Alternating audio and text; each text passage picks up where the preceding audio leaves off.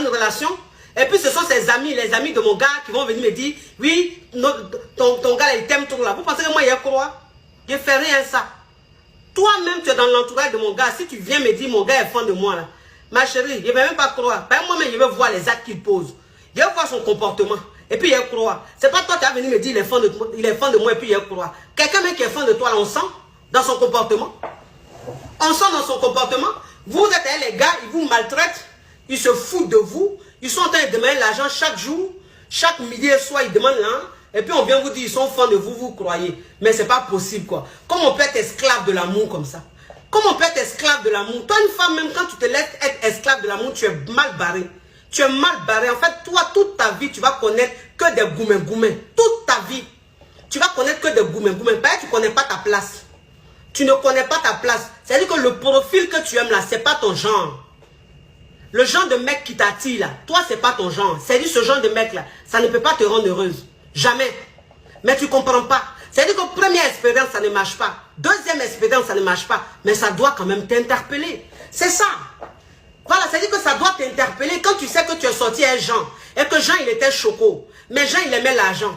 Et puis un matin, il s'est cassé. Après, tu croises Christian. Christian, il a un peu le même profil que Jean. Lui aussi, il aime l'argent. Et puis un matin, il se casse. Mais toi-même, la femme là, assieds-toi un peu. Et puis dis-toi que ce style d'homme-là ne me convient pas. Ce style-là ne me convient pas. Donc, je vais changer de style. Toi, tu ne te dis pas ça. Tu retournes encore. Tu vas aller prendre François. François est le même genre, a le même profil que Christian. Mais toi-même, c'est-à-dire que toi, pour toi, là, c'est comment? Pour toi, là, c'est comment?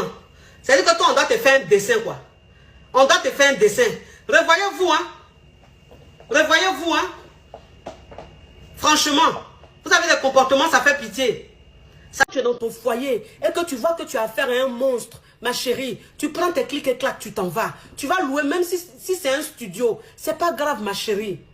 Même si c'est un studio, même si ce monsieur-là, ce monstre avec qui tu es, même s'il est dans une villa, ma chérie, que toi, c'est un studio, tu peux louer. Pour rester avec tes enfants, ma chérie, il faut partir.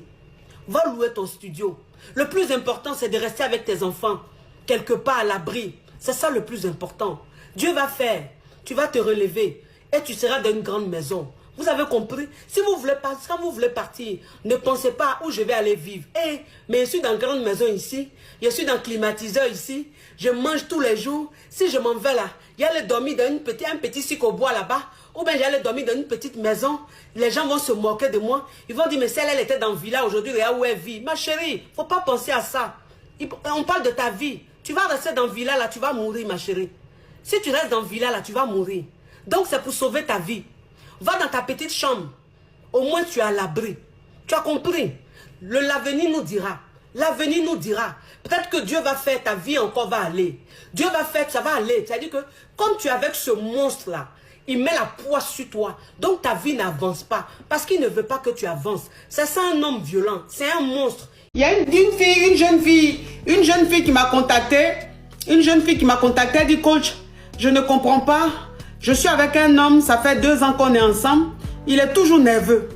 Il se fâche pour tout. Et rien. Tout ce que je dis, ça l'énerve. Tout ce que je fais, ça l'énerve. Coach, comment faire pour ne plus qu'il soit nerveux? Il a dit, la seule chose, c'est de partir. Sinon, tu vas faire quoi? Tu penses qu'il y a solution dans ça? Du genre, oui, on va te dire, il faut te comporter comme ça. Il faut te comporter comme s'il ne sera plus nerveux. Il n'y a pas de solution, il ne t'aime pas.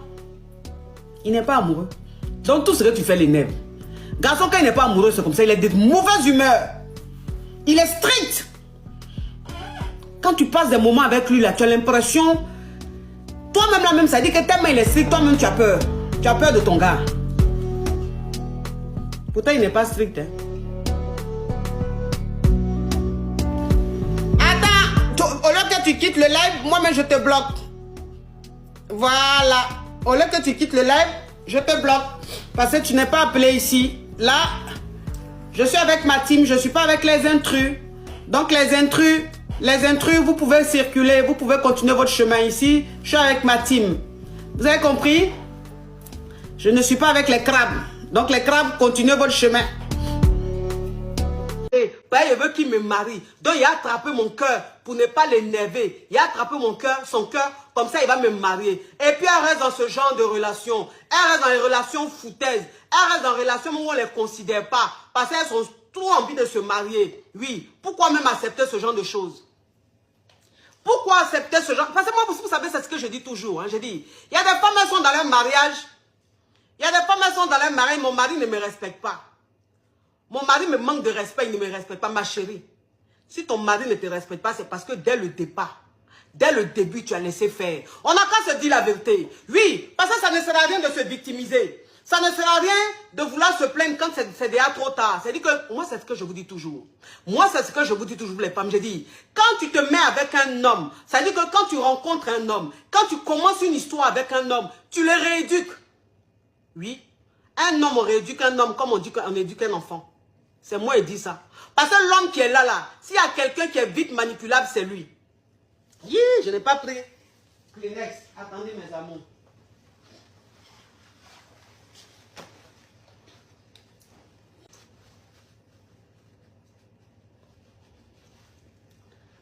Parce que le garçon qui est là.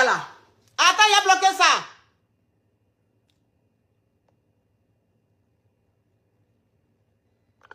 Voilà.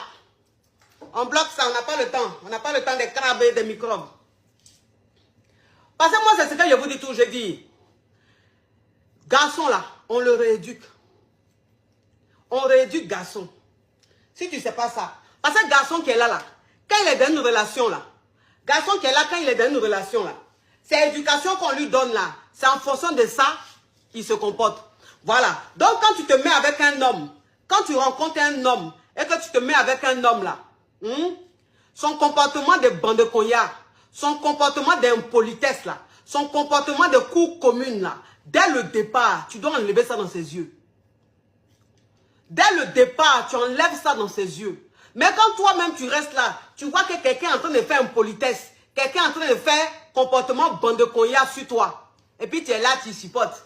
Oui, bon, pour le moment, je ne parle pas. J'attends. Quand lui et moi, on va se marier, et puis ça va changer. Quand lui et moi, on va se marier, ça va changer. Ça va changer à quel moment?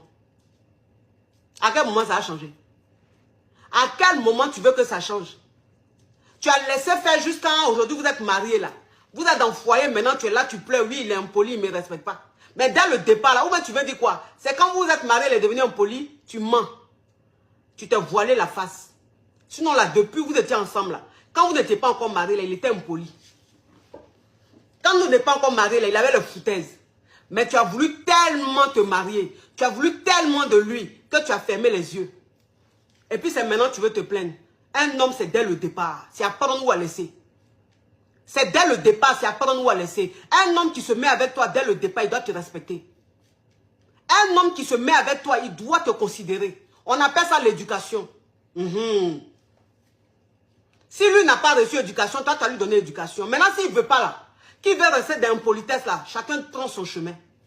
Chacun prend son chemin. Il va aller chercher sa go impoli comme lui. Les deux vont faire impolitesse. On n'a qu'à se dire la vérité. Ça ne se tolère pas ça. On ne tolère pas ça. Impolitesse, on ne tolère pas. Toi, une femme, tu ne dois jamais tolérer l'impolitesse d'un homme. Toi, une femme, tu ne dois jamais tolérer le manque de respect d'un homme. Jamais. Jamais. Parce que les hommes que vous voyez là, quand on leur donne le bras là, c'est tout le corps maintenant, ils veulent prendre. Quand on leur donne le bras, c'est tout le corps qu'ils veulent prendre. Voilà. Donc, pour éviter qu'ils prennent ton corps là, pour éviter qu'ils prennent tout ton corps là, dès le départ là, tu lui montres que, il y a limite, hein, moi là. Si tu as l'habitude d'insulter, si tu as l'habitude de manquer de respect là, moi on n'arrive pas sur moi. On appelle ça ne pas tolérer tout et n'importe quoi. Tu peux aimer un homme et ne pas tolérer des choses. Qui vous a dit que l'amour tolère tout? Il y a des gens qui disent oui, mais l'amour tolère tout. Mais quand on est amoureux, on tolère tout. L'amour ne tolère pas tout. Qui vous a dit que l'amour tolère tout? La personne qui vous a dit l'amour tolère tout, la personne ment. On appelle cette personne la personne donna. Parce que quand tu es donna, tu es benja là. C'est comme ça, tu as des mentalités rétrogrades, des mentalités à 2 balles. Où tu penses que tout est normal. Ou même quand on se fout de toi, on te manque de respect, tu penses que c'est normal. Non. Ça, c'est un raisonnement de donna. Mais quand toi-même, tu n'es pas donna, là, tu ne peux pas raisonner comme ça. Tu ne peux pas accepter ce genre de mentalité-là. Vous comprenez?